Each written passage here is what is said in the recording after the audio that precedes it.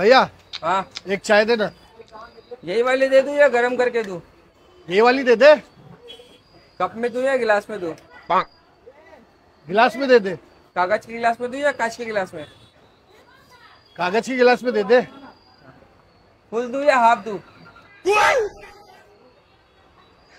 Full दे दे।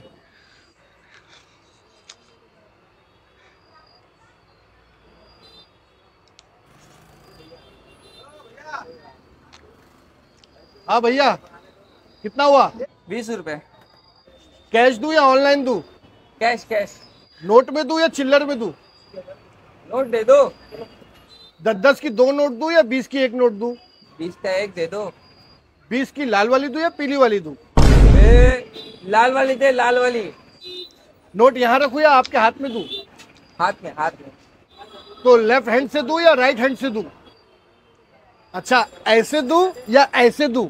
खाने में नहीं चाहिए वैसा बात। कहाँ से आते हैं ये लोग यार? मैं बोचड़ी के तेरे घर से आते हैं। चल निकल। हाथ में दूं, कान में दूं।